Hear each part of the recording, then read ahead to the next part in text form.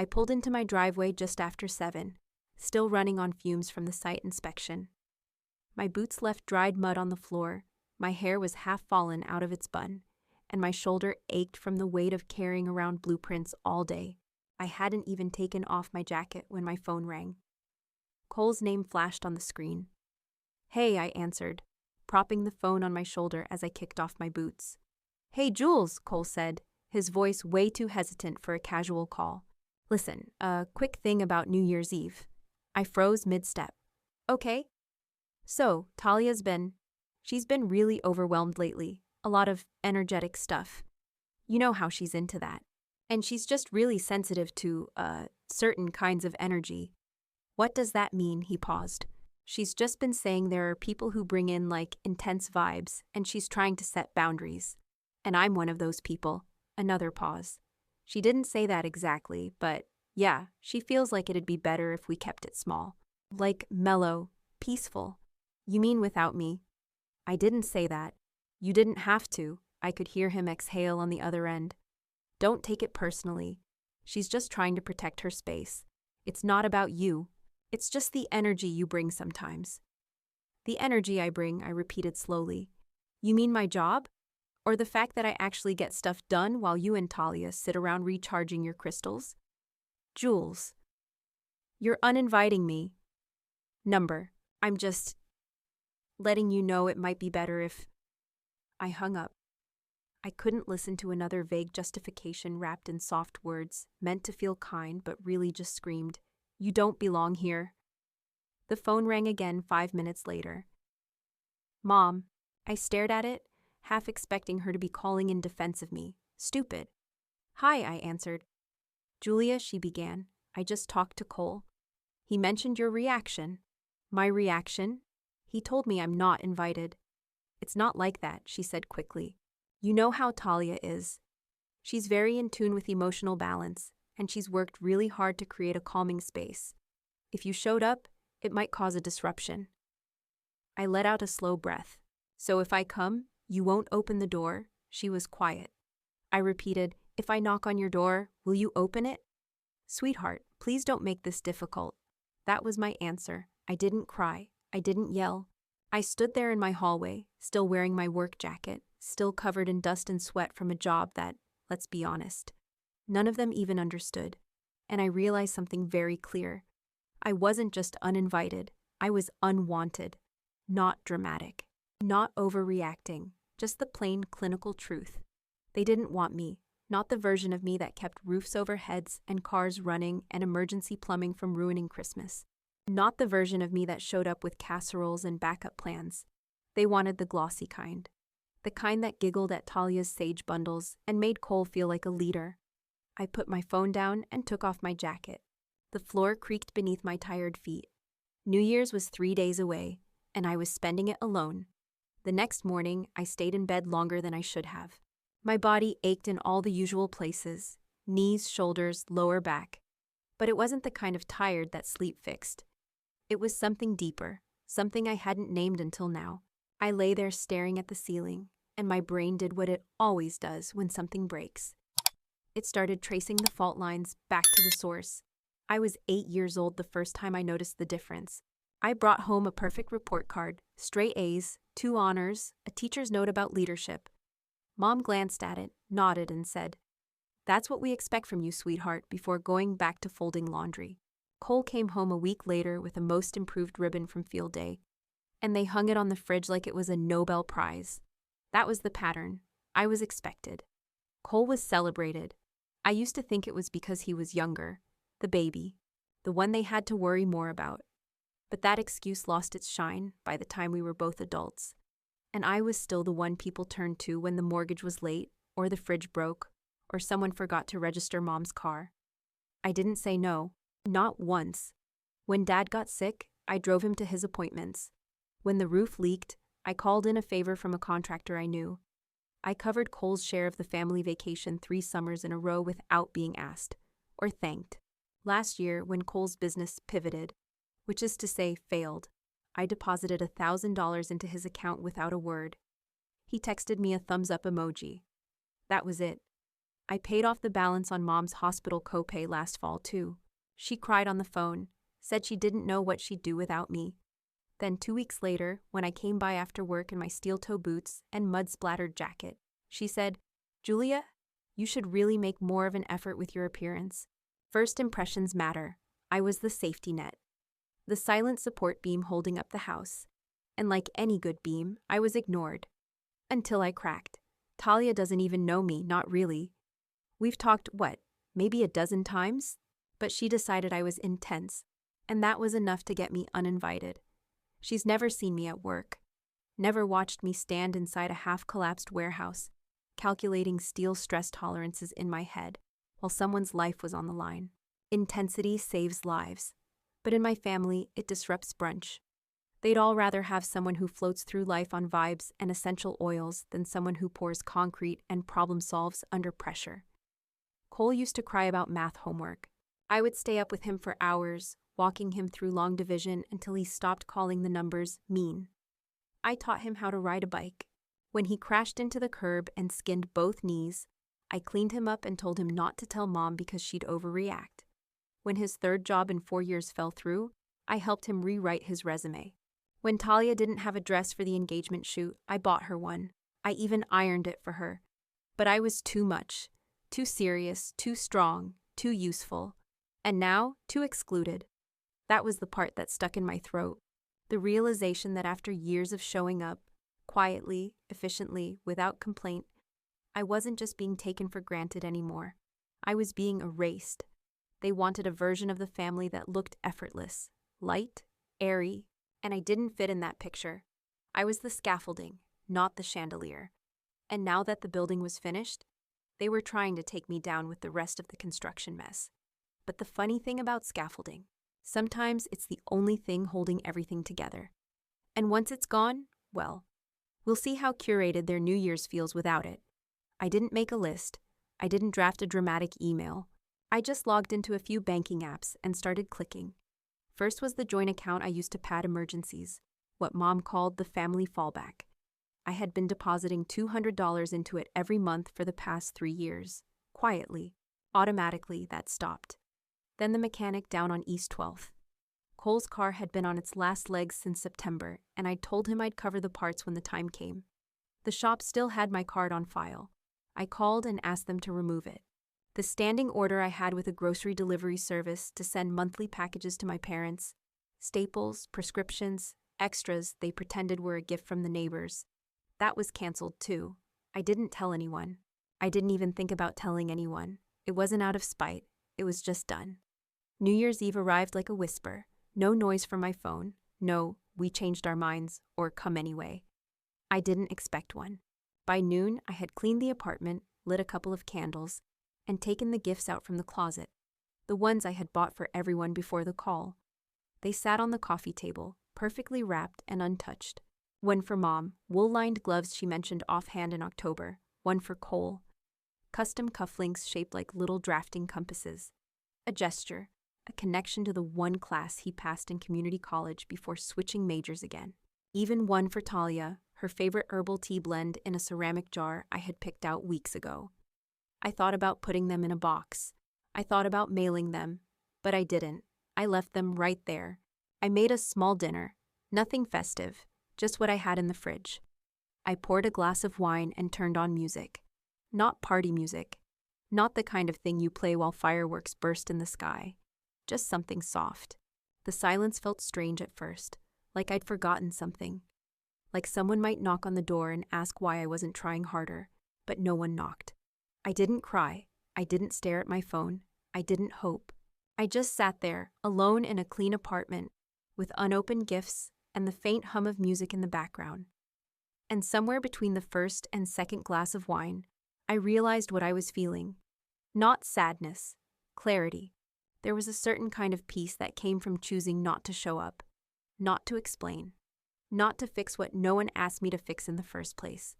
This was the quietest New Year's I'd ever had, and maybe the strongest. Because for once, my absence wasn't a punishment or a warning. It was a choice. And I intended to keep making it. The first call came on January 3rd, around lunchtime. Aunt Carolyn. I hadn't heard from her in months. "Hi, sweetheart," she said, too chipper for someone who never called unless something was wrong. "Got a minute?" I wiped my hands on a napkin. "Sure, what's going on?" A beat of silence. "Well, I'm just a little confused. I didn't see you at the New Year's party, and then I heard some things afterward. I figured I should ask you directly."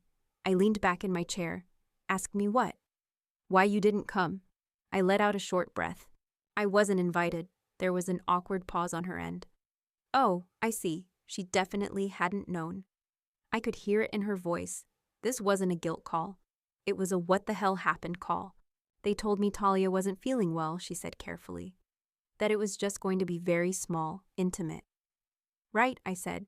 "Curated energy." She chuckled, then caught herself. "Well, I wasn't going to say it like that. I didn't say anything. I was just surprised, that's all. Especially after what happened. That got my attention." "What happened?" She lowered her voice like someone might be listening. "Talia left. Just left. Around 10:30. My eyebrows pulled together. "Left where?" "Left the party, took an Uber, barely said goodbye. Cole looked like he'd been hit by a truck." I blinked. "Why?" "That's the thing," she said. "It was right after someone showed her the photo wall. You know, the big collage near the drinks table." "I don't." "Well, they put up all these pictures of family. Old trips, birthdays, that sort of thing. And someone pointed out the one from that bridge collapse out near Lake Hill. You remember that, don't you?" Of course I remembered. That was 5 years ago. A scaffold gave out on a pedestrian bridge during a school fundraiser. Talia's uncle had been caught underneath. I helped get him out before the whole thing pancaked. I still had a scar on my ankle from that day. "She saw you in the photo," Aunt Caroline said. And she froze. Said, "That's her?" I guess Cole had told her some version of you. You know, serious, rigid, controlling. But then she sees your face in this picture, covered in dirt and blood, holding her uncle's hand. And I think something clicked. I sat with that for a second. "Caroline, are you telling me Talia left because she realized I wasn't just whatever story Cole told her?" "That's my guess." She got real quiet after that. "Asked a lot of questions about you. Then she was gone." She paused. "I think she saw something she wasn't supposed to see, the real version of you." I didn't know what to say. For the first time in weeks, maybe months, I felt something new. Not rage, not pain, just a shift. A quiet unraveling of the lies they'd been telling, to her, to themselves, maybe even to me. My absence didn't keep the peace. It tore the mask off. 3 days after Aunt Caroline's call, I was in my office eating lunch at my desk, catching up on structural assessments, when an email pinged from a colleague I hadn't spoken to in over a year. Subject: "You're in this, right?" I clicked. No message, just a link. It led to a blog post on a popular architecture and engineering platform. The headline read, "The Woman No One Noticed: What True Leadership Looks Like When It's Not Wearing a Suit." Below it, a black and white photo, me, kneeling on that collapsed bridge 5 years ago. One arm braced across the fractured railing, the other hand gripping a man's wrist, Talia's uncle. My face was dirty. My hair was soaked in sweat. But my eyes were focused, locked on something just out of frame. The caption said, "She didn't flinch." The post was written by Talia. She didn't use my name, but there was no mistaking it. She called me a woman I didn't understand until I saw her in a photograph. She wrote about how people talk over women like me. Women who don't dress things up, who don't play nice, who get called difficult instead of brave. She wrote about her uncle, how he never remembered the pain of being crushed. Only the hand that held his through it. The calm voice that said, "I've got you. Stay with me." She wrote about sitting at a dinner table, hearing my name tossed around like a joke. The words too intense, too rigid, not family-friendly. And how, for a long time, she nodded along, believing it. Until that night, when she saw the photo. I realized, she wrote, that I was laughing at a woman who once held my family together in the most literal way possible. The woman I was warned about turned out to be the only one who hadn't failed him. The post wasn't angry, it wasn't defensive. It was honest, reflective, and it spread. By the next morning, it had been reshared by 3 different engineering networks I belonged to. Someone tagged me under a repost. "Is this you? You're a legend." By noon, I had 2 messages from undergrad students asking if I'd speak on a panel. By 5, a VP from a firm I once interned at commented, "We need more leaders like her." My inbox was overflowing with invites, thank yous, and quiet little notes from women in the field. Women like me who had been overlooked, talked over, or told to soften up. And the irony? The people who had dismissed me were now the reason others were seeing me clearly. Talia hadn't written it to stir drama. She hadn't named anyone. She didn't need to. Her words did something more powerful than calling people out. They told the truth. And in doing so, they did something my family never had. They made me visible. Not because I demanded it. Not because I shouted. But because I had done the work. Because I had stood in the wreckage and held the line. And finally, someone saw that not as a flaw, but as the whole damn point. The voicemail came late on a Thursday. I didn't recognize the number, but I had a feeling before I even hit play. Talia's voice, soft and unsteady, filled the quiet of my living room. "Hi, Julia. I wasn't sure if I should say something, but after everything, I just felt like I needed to." She paused, like she was choosing her words carefully. "I didn't know it was you. That day, the bridge. My uncle still talks about you, you know. He calls you the calm one. He never learned your name, but when I saw the picture, everything flipped. The version of you they gave me didn't match what I saw in that moment, and I should have asked questions sooner." I sat on the edge of my couch, the phone pressed tight to my ear. "I'm sorry," she continued, "for going along with it, for believing you were some sort of threat to our peace, when you were the only one actually holding everything together. That night, New Year's, I couldn't stop thinking about how many times I laughed at you or shrugged off your name like it didn't matter. And then I saw that photo and remembered that hand. You were the reason he's still here."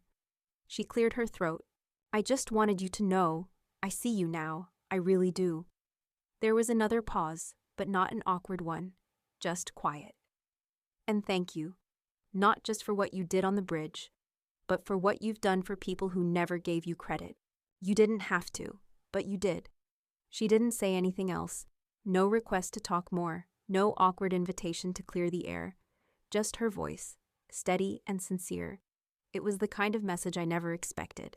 The kind where no one was trying to soften the blow or justify themselves or twist the truth to make it easier to swallow. Talia hadn't called as Cole's fiancée. She hadn't called as some extension of my family. She called as a person who had witnessed something real, and for once she acknowledged it without making it about her. There was no manipulation in her voice, no strings, just honesty.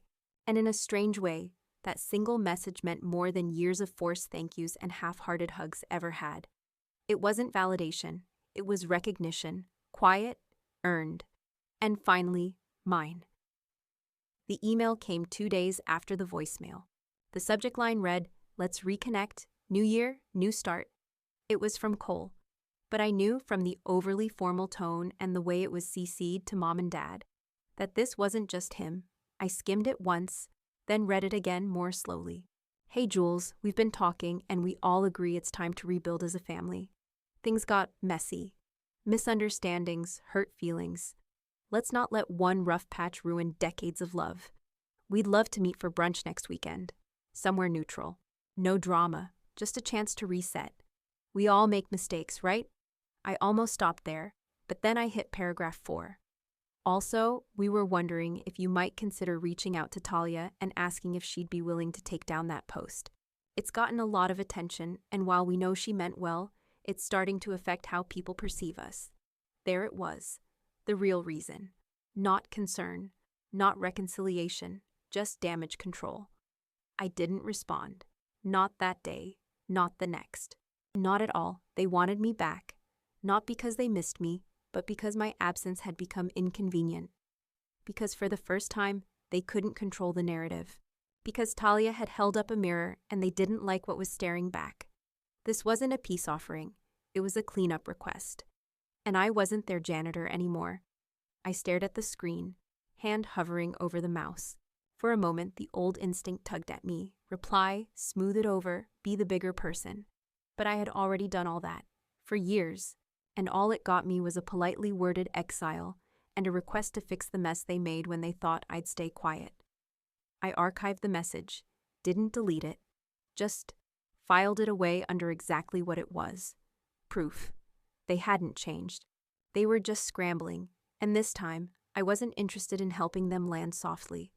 Let them free fall. Let them feel the absence they created, and let them sit with the silence that followed. It started with a phone call to my office manager. "Hey, Julia," Marcy said one morning, her voice laced with the kind of forced calm people use when things are about to go sideways. "I got a weird message earlier. Some man called and asked to speak to someone above you. Said he had concerns about your mental state." I blinked. "Did he say who he was?"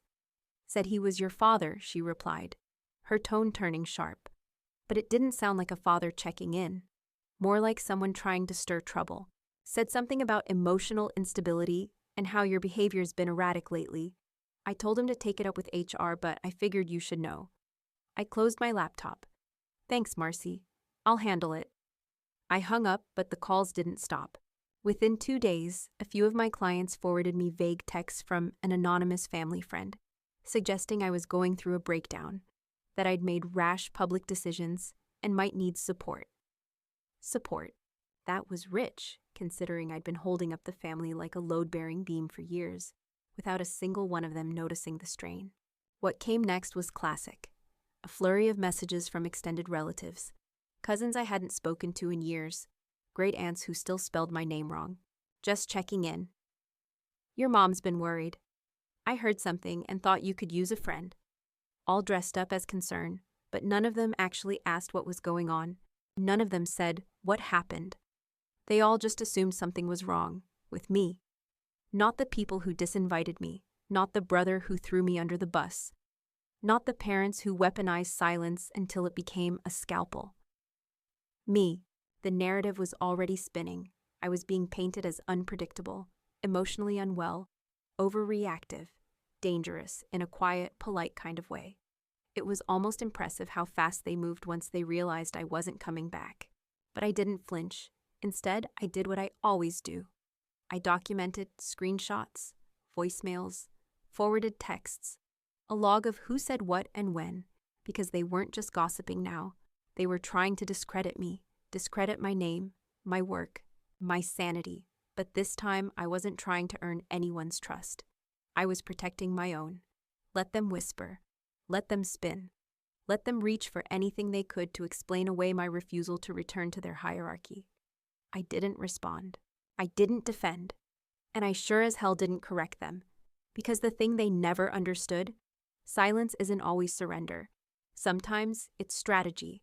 And sometimes it's the loudest answer of all. It was a quiet Sunday, the kind where I normally meal prep, water the plants, and let my brain go still for a while. No noise, no emails, just calm. I was chopping carrots when I saw movement through the window. A car, parked too close to the curb, my mother's, and another behind it, Cole's. I set the knife down and walked to the front door before they even rang the bell. But they didn't knock. They stood there like people waiting to be let in without asking. Mom looked tense, her hair curled too neatly. Cole had that same look he always wore when he needed something, but tried to dress it up as just wanting to talk. Dad was behind them, silent as usual.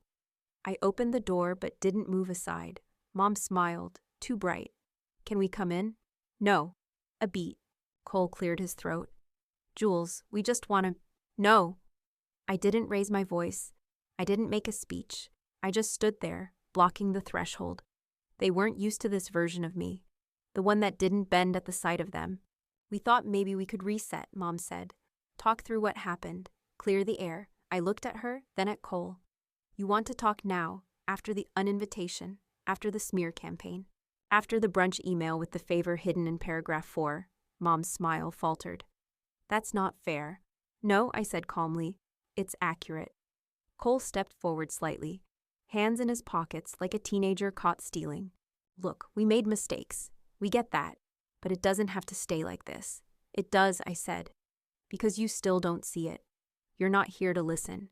You're here to manage me, to patch the optics. You don't want to know how I feel. You want me to stop making you uncomfortable." The silence stretched. Dad looked down at the welcome mat like he could sink into it. Cole shifted again. You're really not going to open the door? I stared at him. You already closed it first. I'm just making it official. Then I did it. I stepped back and shut the door, not with anger, not with drama, just finality. I locked it, turned away, and walked back to the kitchen where the carrots were still waiting to be chopped. No yelling, no tears, no resolution.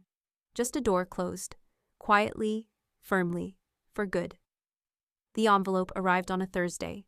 No return address, just my name written neatly in blue ink, not typed, not scribbled, carefully penned, like someone wanted me to know this wasn't junk. I opened it standing at the counter, still in my work jacket, boots leaving dust on the kitchen floor. Inside was a folded piece of cream stationery, heavy, deliberate, the kind you don't use for casual hellos. It started simply, Julia. I don't know if this will mean anything to you after everything, but I hope you'll read it anyway. Talia.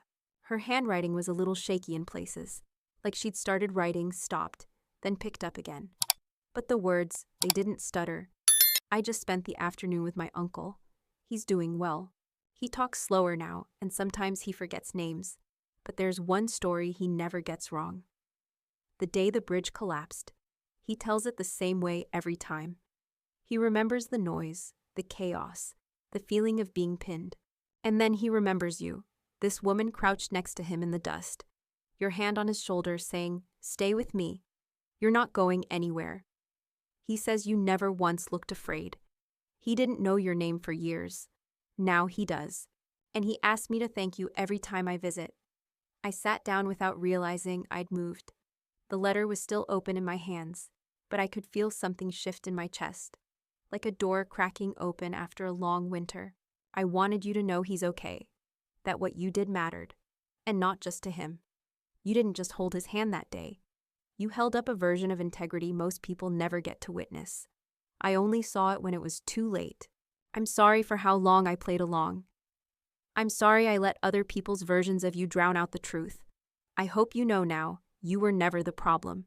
You were the anchor, and some of us see it. Thank you. Talia. There was nothing else in the envelope. No ask. No clever hint about reconnecting. Just those words. I stood up, letter still in hand, and walked to my drafting table. Moved a stack of reference drawings aside. Taped the letter to the wall just above it. It didn't look like much, just words on paper. But it meant everything, not because it fixed what was broken, but because it confirmed what I had quietly, stubbornly, desperately hoped all along. That I mattered. That my work mattered. That someone, finally, had seen the full picture and chose to say thank you without needing anything in return. I stepped back, looked at the letter one more time, and smiled. That was enough.